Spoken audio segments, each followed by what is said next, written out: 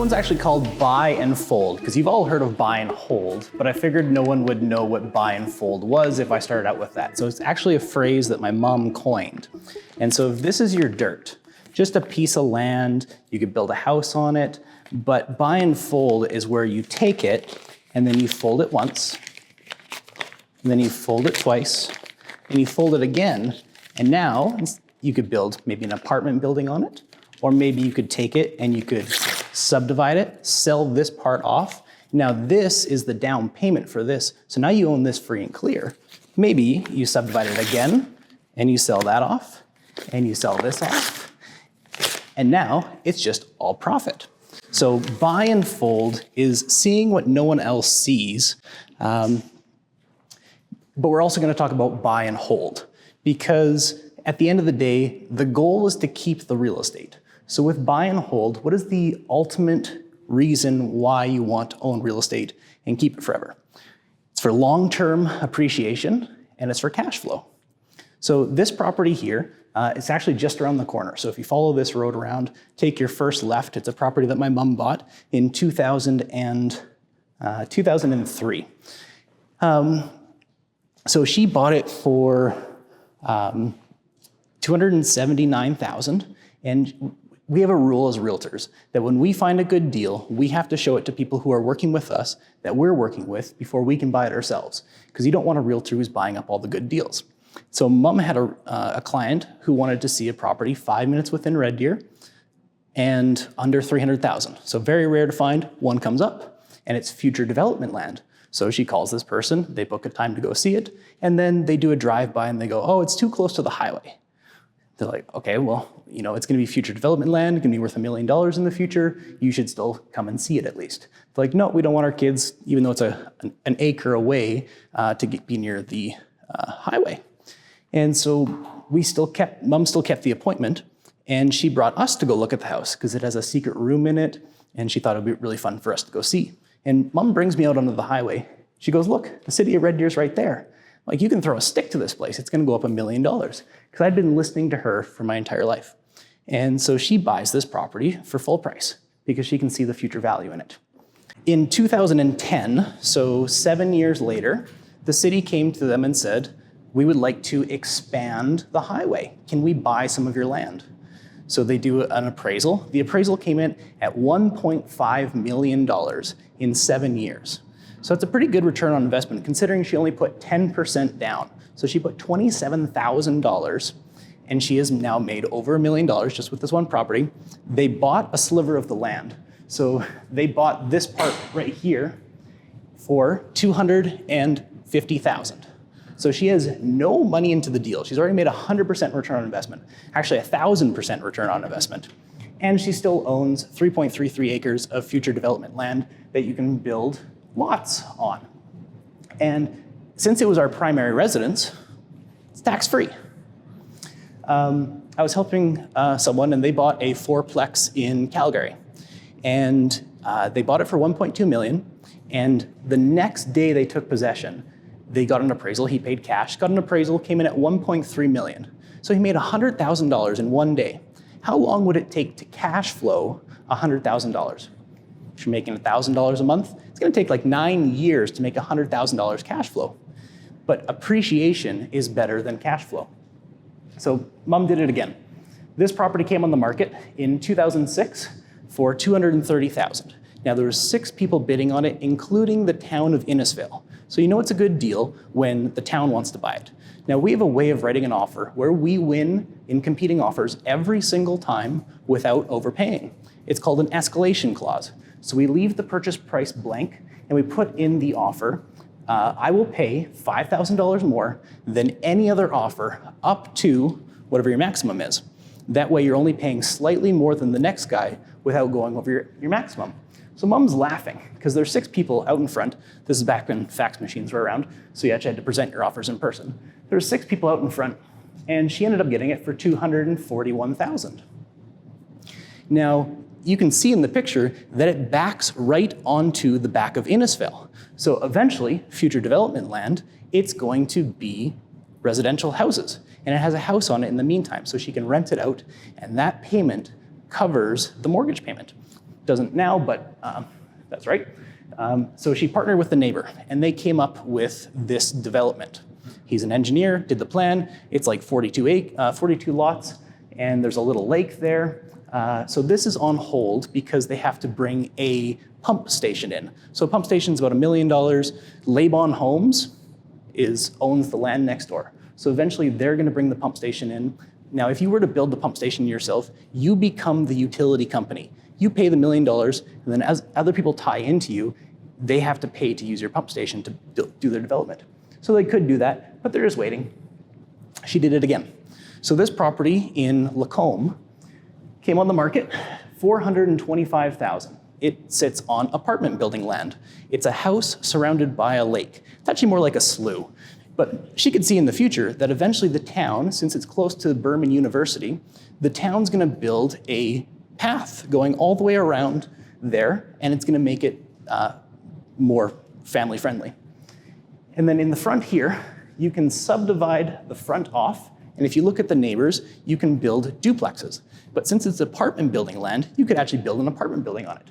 And then you leave this little road here so that you can still access the back and build something in the future. So she sold it to the neighbor next door, and she made $200,000 in about 6 years. So how can you see the future when it comes to real estate? You can pay attention to local trends. So Red Deer follows Calgary and Edmonton. We're usually about a year behind what happens to them.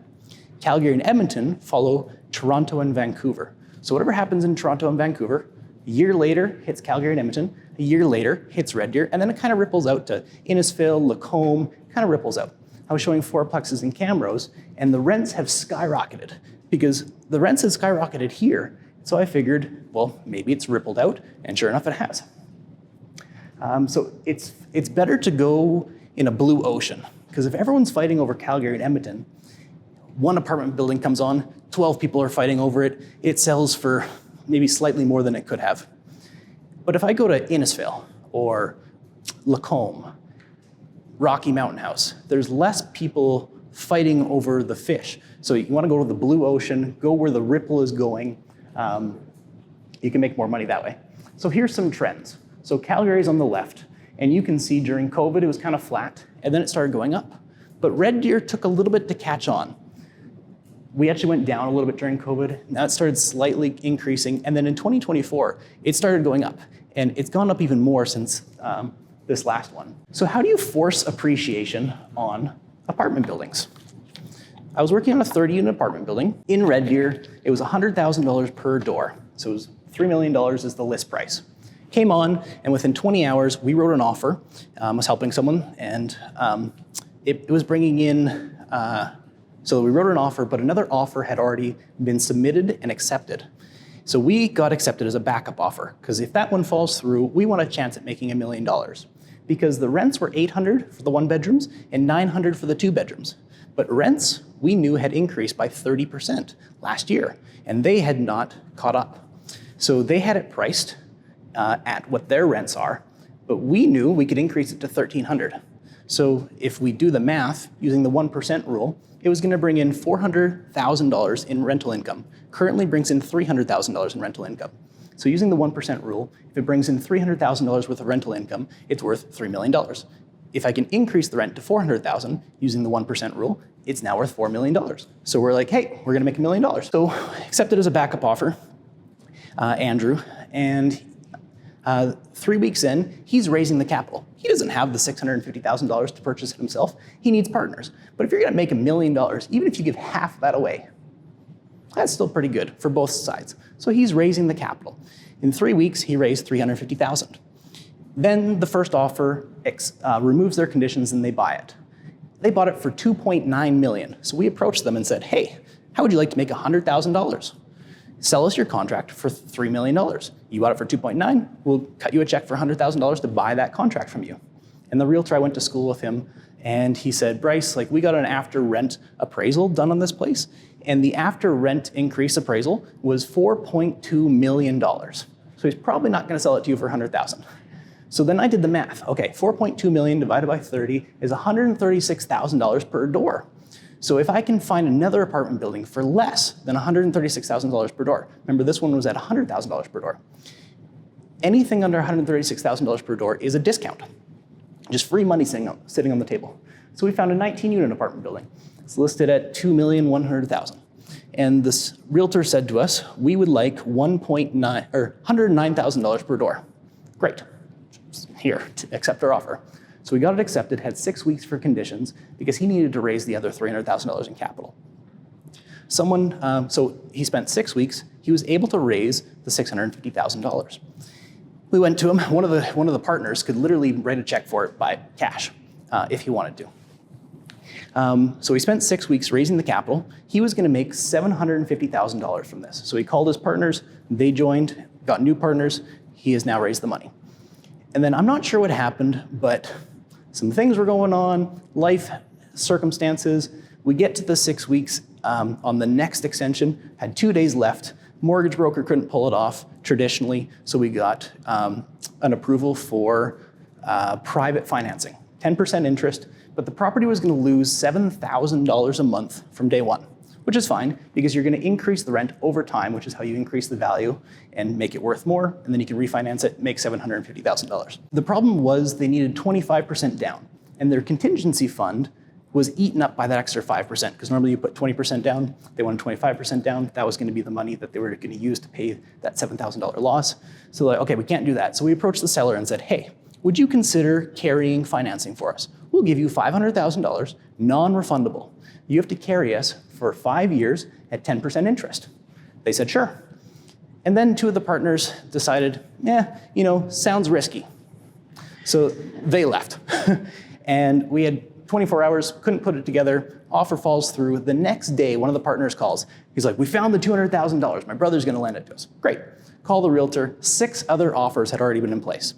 And they're like, hey, sorry, we're done playing with you guys. We're gonna go with someone else. And it sold for $109,000 a door. So that's just by increasing the rent. So without changing a light bulb, you can make money on properties if you go to the blue ocean. So eventually, like Red Deer's, it's caught up. And so now you can get a little bit of a discount, so trends. Another way you can force the depreciation is using the BRRRR method. So you buy it, you renovate it, then you increase the rents, and that's how you can increase the value. You can add suites. We were working on one next to the hospital, and it had the furnace room, and then there was this big storage space, about 600 square feet. Well, you could add a studio apartment in that space. And so we went to the city, you'd have to change the parking, and so when parking goes horizontally, you can't fit as many as if you turn it angled. But even doing that, we couldn't get the city to go along with this new suite addition. So we decided not to do that one. So adding suites is a great way to add value because then you're spending $70,000 to make something that's going to bring in $1,300. So that's going to pay for itself and increase the value. You can also do Airbnb. So the banks haven't caught on to the fact that Airbnb is a viable business that has projected income. So the bank is used to taking a lease and go, oh yeah, it makes $1,000 a month.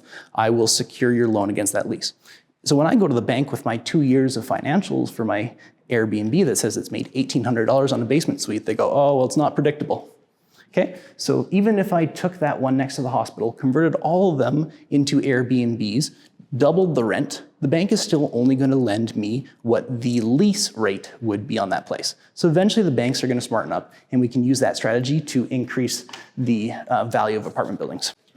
So why do people like apartment buildings? If I own 12 houses, I have 12 roofs, I have 12 boilers, but if I have an apartment building, I have 1 roof, 1 boiler, not 12. And it's easier to force the appreciation on apartment buildings, because if I want to force the appreciation on a single family home, I have to paint it, do new flooring, make the curb appeal look better. But if I just do a rental increase, I can increase the value of my apartment building. So what to look for subdividable properties? So I was trying to buy this 4-plex in Riverside Meadows. I was going to live in one of the units, put 10% down, rent out the other 3, live for free. We're standing out there and Mom goes, hey, look, there's land next door that you can fit a house on. And since it's multi-family land, you could actually build something more than just a single family house. So we went to Donnie McKee. Donnie McKee is a local surveyor. He does work for us for free with the expectation that if we do the deal, he gets to do all the work. So it's great. Thanks for doing all the work, Donnie. He said, yes, you could build a duplex on this lot. but the city owns it, so you have to buy it from the city, which is fine, you can do that. And then you have to change some of the curbs, and it was gonna be about $70,000 to pull this off. The land was gonna be worth about $100,000 after doing that. I decided not to do that. I bought one down the street because it wasn't guaranteed. But when I used Google Maps to pull up this image, there's a bobcat there. So someone did that. Sylvan Lake. If I zoomed out a little bit further, you have the pier just one block away. This property came up for sale for $315,000. I was working with someone and showed it to them and showed them that you could subdivide the back of it, because it has a street on one side and a street on the other side. So you've got 47th Street and 48th Street. If I draw a line in between, well, I could put a driveway off this street and a driveway off this street, and now I've got two houses. And if I look at the neighbors, they've all done it. So sometimes when you're looking at properties, look at the neighbors, because they might have figured out the perfect strategy and you could just copy it. So he wrote an offer on it, got it accepted, did the property inspection, and there was a crack in the foundation. You could literally fit your arm through it. So even if it was $50,000 to fix that crack, he still could subdivide it, sell the back off, but he decided not to do it. And now someone has done that, and then that lot is for sale for $300,000 just for the lot, because it's so close to the lake. So another thing to look for with subdividable properties is in Calgary, can't really find them because the people with the knowledge have done it. And then once it's been subdivided, you can't do it again. So if I go to older neighborhoods, we had one in Innisfil. It was a retired farmer, and when she built her place, she's used to looking at the cows in the field. So when she moved to town, she didn't want to be able to reach out and touch her neighbors. So she bought 3 lots and put the house in the middle of the 3. I could literally tear that beautiful house down and sell the lots for more than the house was listed for. So older towns is a great place to find it. Sylvan Lake, they're almost all gone. There's still a couple streets that it's available, but I like looking in like Rimbey, other small towns where it's potentially subdividable. So you've heard location, location, location. So which property do you think is going to be worth more in the future? Property number 1 or property number 2? Both are 850 square feet. Property number 1 sits on residential multifamily land, or RM. Developers will pay $30,000 per door for development land.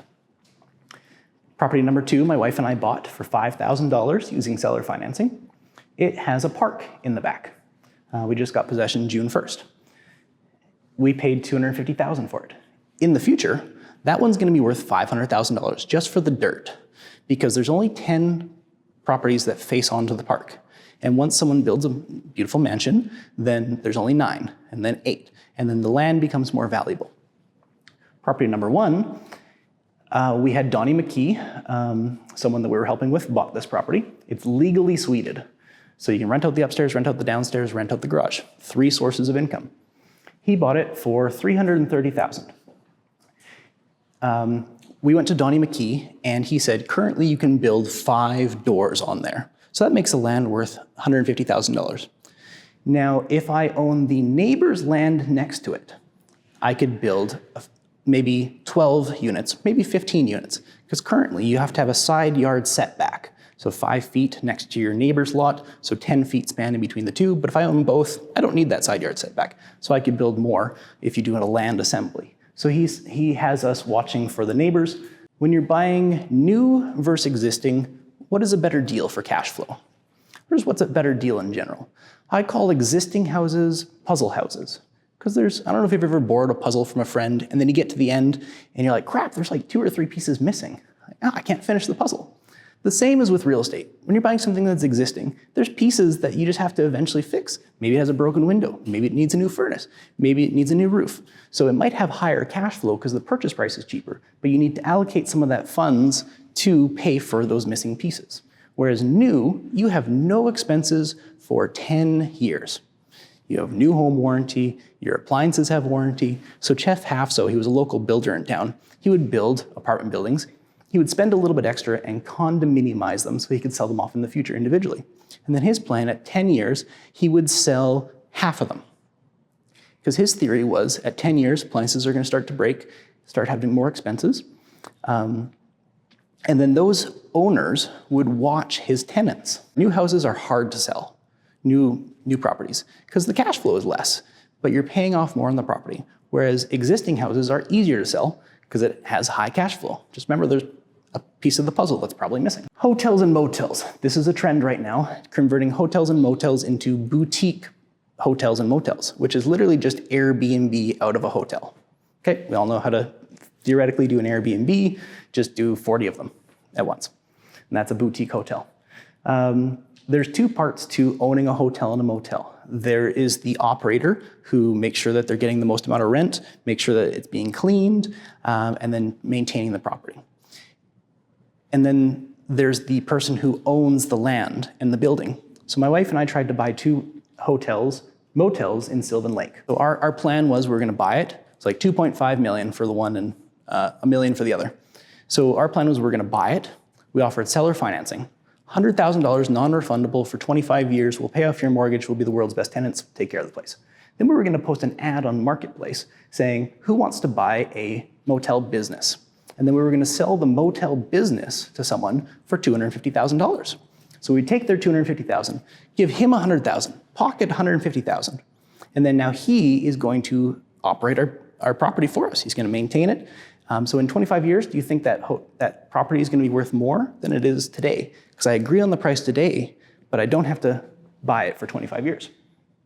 And you can BRRRR an apartment building as well by doing renovations, which you kind of need to do if you're turning it from a motel to a boutique motel. So how many properties do you actually need to retire?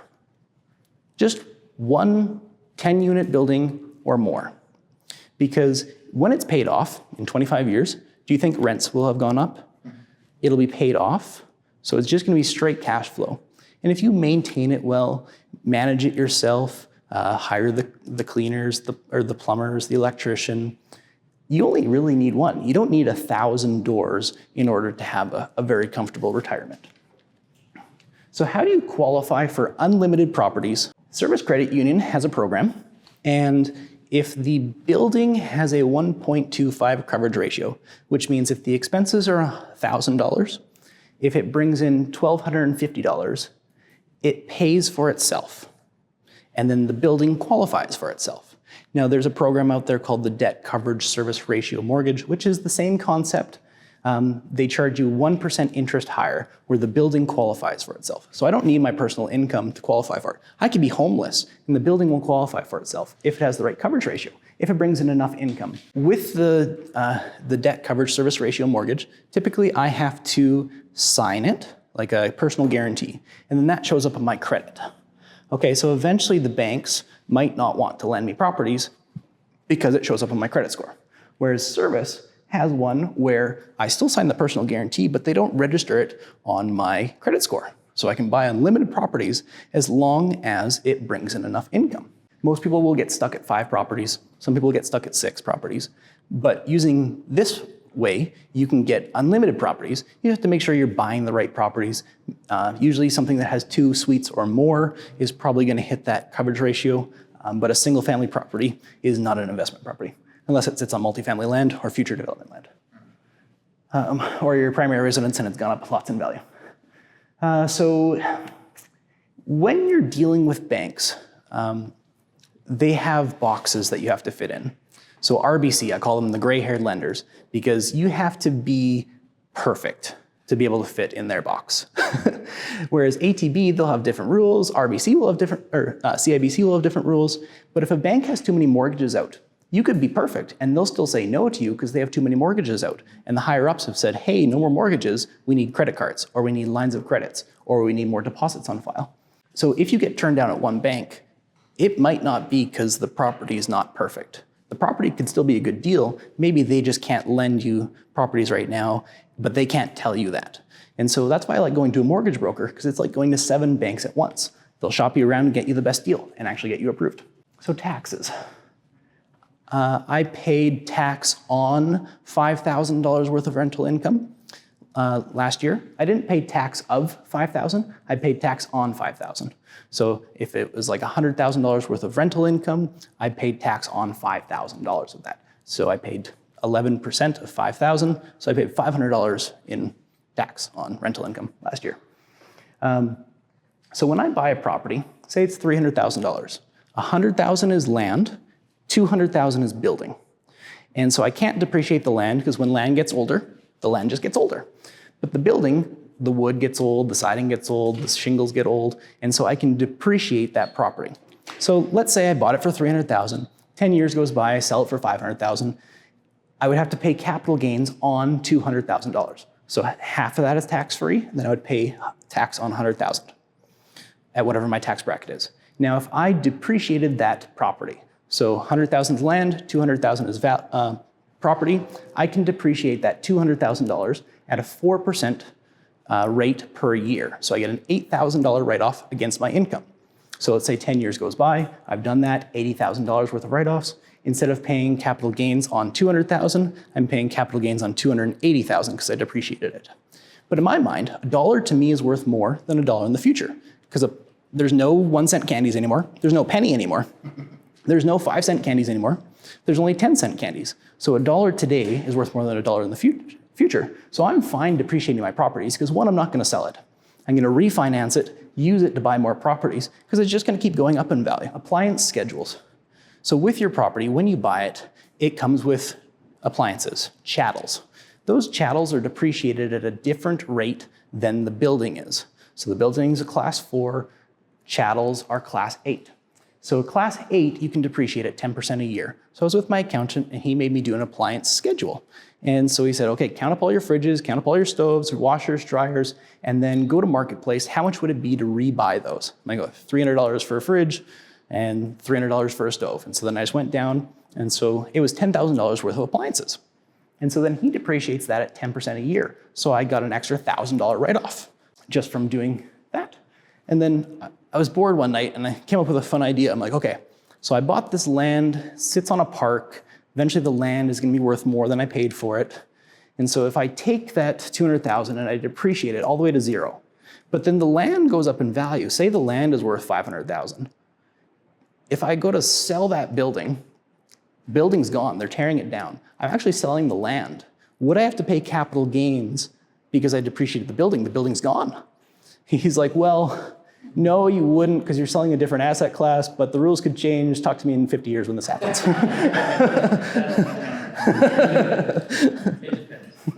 I will buy a property with 5% down and I'll pay CMHC fees all day long because I rather buy one property with 5% down, even though there's a 4% CMHC fee, so my 5% literally gets eaten up and it's gone, but that's fine.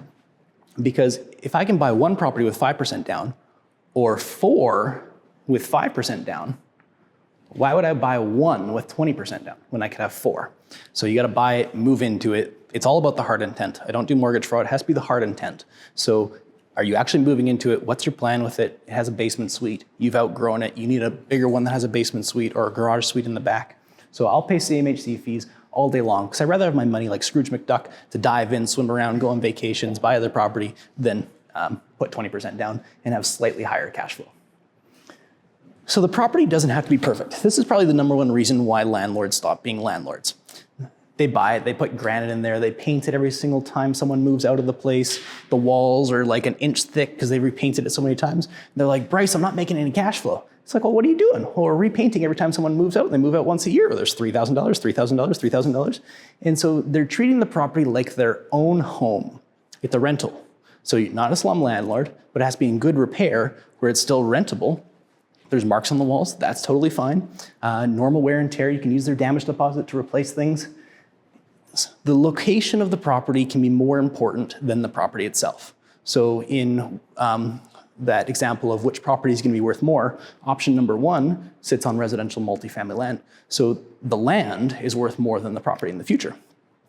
But if you can find properties that are in up-and-coming neighborhoods, so eventually Riverside Meadows will be an up-and-coming neighborhood once the mustard seed leaves. So if you buy stuff there, it's cheaper right now. Still rents for a good amount. But in the future, it's close to downtown, close to Bower Ponds, close to the river. It's a great location. So eventually, it's going to be an up-and-coming neighborhood. And so if you look for infill properties, that's a sign that it's become an up-and-coming neighborhood. There was a guy one time, I think it was a movie, and he would buy an entire street and he would renovate all of them. Because his theory was, okay, so I buy the whole street and I renovate property number 1. And then I renovate property number 2. and property number 3. And I sell property number 1, then I sell property number 2. By the time I get to property number 3 on this street, my comparables are property number 1 and property number 2. So now I know what my profit margin is going to be for all of them, and it's going to appraise because all these have sold for the same price. And so he would buy an entire street in up-and-coming towns. If you can find a property that has a greater density value than what is currently being used. So in that picture of which property is worth more, option number 1 had 2 suites. Eventually you can put 5 suites on it, maybe 12 suites. If you can look for properties on the edge of municipalities, towns, they're gonna go up in value. And better yet, if you can move into that property, make it your primary residence, it's gonna have future growth, it's all gonna be tax-free. If you can find something that's subdividable, that's a great tip. If you can find something that has a basement suite that is legal, it helps you keep the property. Because the ultimate goal is to keep the property. The Jews' strategy for buying investments, you've heard of buy low, sell high, 50% Jewish, Dad was 100% Jewish. The Jews just buy low, then they just keep it. So buy and hold, you just gotta keep it forever. So if you can have something that has extra cash flow, so a basement suite that brings in extra income, if I have a vacancy in a single family townhouse, I have 100% vacancy. If I have a vacancy in a suited property, I have a 50% vacancy. So it lowers your risk, helps you keep the property for longer. Farmland, 160 acres, a quarter section, you always get one subdivision out of it. It's called the homestead. So usually it's where they lived. They could subdivide the 5 or 10 acres off. And so if you can find 160 acres, you subdivide the homestead off and sell it for $250,000. You bought the land for $1 million. That farming land is still worth probably $850,000, maybe $900,000 to a farmer. So you sell that off, you sell that to a farmer, but better yet, if it has a natural subdivision in it, which is a creek. So if there's a creek running through it and the combine can't get to it to farm it, they gotta go through the neighbor's land in order to get to that land to farm it. You usually can get another subdivision out of there. So you get the homestead and then the natural subdivision. Sometimes it's just through like 15 acres, but you could subdivide that off and get 3 subdivisions out of farmland.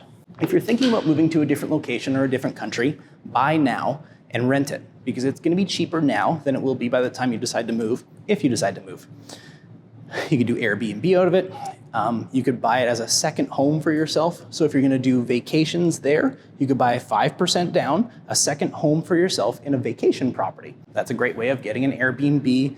They don't want you to have rental income for the first year, so 5% down. If you can think outside of the box, Spandy Andy, who's a best friend of my brother, dances in spandex for a living. He thinks outside of the box. Troshu was offering free land if anyone would build on Main Street. And so he built a dance studio, put his living quarters above there, got free land, and then they built a factory outside of town, which he didn't know this was gonna happen, so Troshu became more valuable. The reason why towns give away free land is because they're dying. So typically you don't want to invest in a dying town unless they're being creative and adding people, saying, like there's been some where it's like $0 or $1 for a lot. Well, why are they doing that? Are they losing population? Will this actually attract population? It used to be that Highway 2, so land banking is like, where's land going to go up in the future, like those 3 properties in the beginning. If you follow the highway, typically that's how people decided what land banking, where to buy. So don't be worried about cash flow right away, because future growth, appreciation, is worth more than cash flow. But you still need to have the cash flow to keep it, because you don't want to be out of pocket every month for it. So in Sylvan Lake, there was a for sale by owner sign in this guy's window, and I knocked on the door. I'm like, hey, how much do you want for your place? And he goes, sorry, you're not my buyer. I'm like, well, how much do you want for it? He's like, no, you're not gonna buy it. I'm like, do you have a buyer in mind? He's like, yeah, the school right behind me. I'm like, oh, okay, well, do you want me to do the paperwork for you for free just so I know it's done right? He's like, no, they're gonna approach me. I'm like, why are they gonna buy your land? And he goes, well, they've grown so much that they need parking. And the only place they can buy is my house to expand their parking. I'm like, oh, it's genius. He died, and it's now in foreclosure. And so he waited so long to sell this that he lost out. But very cool concept. If future growth, like this land over here, we need it because we need more parking. Because we have so many people coming here that we just need more parking. We're building a new play wing over there. All the kids are gonna get to play. It's like moonwalkers. It's gonna be awesome. And then some towns, Penhold was offering tax incentives. So 50% off your property tax for the first year if you'd build, and 30% off for the next 2 years. So if you're buying it as an investment property, that's just cash flow. That's extra cash flow because the city's giving you a tax incentive. And we've got one fellow who's doing a $1.5 million glamping campground.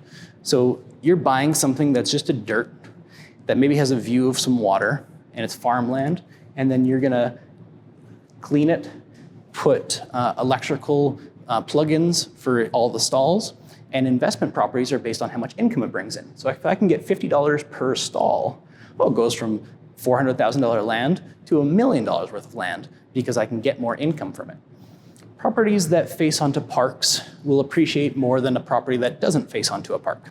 So if everything goes up 7% a year, a property that faces on the park has an unfair advantage because it has park. So it might go up 10 or 15% just because it has a park view. We borrowed billions of dollars, so inflation is coming, but it's going to hit special locations better than other locations. So you got to be patient. Rome was not built in a day. You might not make $1 million on your first property, but if you just keep it forever, it's going to appreciate.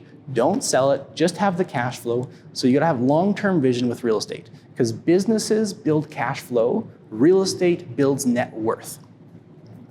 And so the property that my wife and I bought, property number 2 in that which property is going to be worth more, there was hoarders that lived there. They took out 3 garbage cans full of garbage, and Daniel was actually doing the work in the basement, gutting it.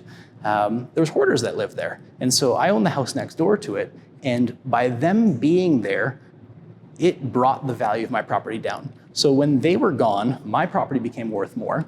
The property 3 doors over just sold, and I saw Sorrento Custom Homes there the other day. And I'm like, oh, this is gonna be a nice property, and that's gonna increase the value of mine. And if you can add tiny houses onto the back of your property, that can increase your value. We know some people who have a trailer just sitting on their lot that they get $10,000 per summer just from rental income from it. So having options like that increase the value of your property. And if you can buy something, renovate it, refinance it, the BRRRR method, that's a great way of adding value to it. If you have family that's moving here, buy them a house in a good location that's going to appreciate. You'd have a world's best tenant, hopefully, and you can buy a property with them. You could actually buy it with them, and if they're planning on moving into it, you can buy it for 5% down, because as long as one person on title is moving into it, you can buy it for 5% down. So when I was 18, my dad gave me 5% down. He co-signed for the mortgage for me, bought a property that had a suite that faced onto the park, and then when he passed away, since I was on title and I was a business partner because I was operating it, when he passed away, it was estate-free. It just transferred 100% into my name. So great way of legacy planning. And if you can do strategic developments, so the city just changed the rules. Now we can do garage suites. If I do a garage suite in my backyard, it costs $300,000 to do it. It's going to be worth $300,000 more. But if I do a garage suite facing onto a park, it costs $300,000, might be worth $350 or $375. So being strategic about where you're putting your developments will make you profit. Properties that are commercial, convert them into residential because people are working from home. So some people will extend their fences. If you're on a corner lot, you don't own the land next to you because the city owns that little strip there. But I can move my fence, making my yard look bigger. Now, if a car ever drove through it, the city's not going to replace it because you built it on their land, but it increases the perceived value of your property. We had one, there was a lot, and they just rented it next door and then had sheds there, so it increases the perceived value. Properties that face onto trees are better than ones that don't. I'd rather have trees as your neighbors than houses as your neighbors. Streets that have good potential, buy up the whole block. Condominiums. So there's condos that were $60,000, $65,000. I could go to every single person in that condo and I could make them an offer. $75,000, $75,000. Pay more than anyone else is willing to get on the market. Conditional of being able to buy every single condo, because I know they're worth $136,000 per door. Once the condominium, the condo association is collapsed. Because if it's based on the rental income, if I don't have a $300 condo payment anymore, and that's $300 extra cash flow that I have, that's a $30,000 value add. So if I buy the whole building, collapse the condo association, I turn it from a residential into investment property, and a bonus, you would get to keep the reserve fund because it's all yours now. Someone did that in Hawaii. They spent about a couple of years buying timeshares because timeshares are associated with a unit. And so he spent a long time, he'd buy unit 1, and then he would get unit 19, which had like a view of the ocean. And he would trade for people that had unit number 1 because he wanted all 52 weeks. Once he got all 52 weeks, spent $300,000 buying all 52 weeks. As soon as he collapsed it and turned it into a whole unit, it became worth $400,000. So that was a good use. So how are you gonna pass on your real estate portfolio, your legacy planning? The best and cheapest way I know how to do it is by using Stefan Van Santen and getting permanent life insurance. Because if I can spend a little bit of money and get $1 million worth of life insurance, I can't save that amount and make $1 million. Because when I pass away, there's gonna be estate tax unless they're partnered with you. And they would get $1 million and they could use that to pay for the life insurance. Now, what I would do is I would buy one property and designate the cash flow from that one to pay for the life insurance. That way it doesn't feel like I'm having to fork out the money every month to pay for my kids to have this legacy. My properties are paying for the legacy. Now, they don't have to use that $1 million to keep the real estate. They could take the $1 million and they could just spend it, they could sell the real estate. Any bank will give you a 50% loan to value ratio on the property. So if it's worth $200,000, they'll give you $100,000. Doing the breathe test, yep, he's alive, 50%. So they could use that to pay for the estate tax as well. And then if you get the right life insurance, I don't sell life insurance. When you get the right life insurance, you can do infinite banking or being your own banker. So Mom, when she bought her place in Hawaii, she was shy about $200,000 to purchase it. And so Grandpa said, hey, why don't you borrow against your inheritance? Mom goes, what do you mean? Well, I got life insurance when I was 18 and I'm old now and the value has gone up and there's $209,000 in there. You can borrow that without qualifying, just a signature at 8% interest. So she borrowed $200,000, bought the property, Airbnbs it, that pays for the life insurance policy. The policy still grows, the cash value still grows. So you can be your own banker, you borrow it, people talk about buying cars, but use it to buy real estate. Questions? Awesome, thank you, Bryce. I'm Daniel. So you talked about potential development properties, especially on the edge of town where they're looking to build, they're looking to grow. What do you use as a resource to know what towns and municipalities are doing for future plans? I will drive by and I'll just look. I'll go, oh, well, they're moving dirt there. So Springbrook, they're moving a bunch of dirt. So Springbrook is gonna grow and Red Deer is eventually gonna connect to it. So Springbrook, buying something there that has extra land would be a good option. Penhold, buying something on the edge of town or an acreage that's outside of either of those towns. So just looking and seeing what people are doing, because the town is not going to tell you because they probably have an NDA sign saying, oh, like we had a meeting with someone, but I can't tell you that. But just by driving around and seeing. If you could only buy one thing, what would you buy? My wife would probably have me buy a place in Hawaii and Airbnb it. Just expand on your last, your Airbnb in Hawaii. Why don't you expand on that and just kind of, like, I don't know if that was a serious answer or, so just expand on that if you wouldn't mind, please. So Mom bought a place in Hawaii for $660,000. Just got it reappraised for $1 US. So I would buy, because they're not making any more land, and especially on an island. So I'd buy something that had a good view, because the view is going to be the thing that rents it on Airbnb. It's all the photos. And so it's harder to buy in the US, but it's still possible. So I'd probably buy something like that. Hey, I'm Edric. Not really a question, but can you elaborate more on how you can collapse the condo fee by buying one unit at a time? So once you own every single unit in a condo, you own the building, and therefore you own the condo association. And then if I own the whole thing, I do a special meeting, and I go, would everyone like to collapse the condo association? All in favor. And then you collapse it. Usually you get a lawyer involved. If you were given $500,000 and you have 10 years to play with it, what would you do with that $500,000? And what would it be worth in 10 years from now?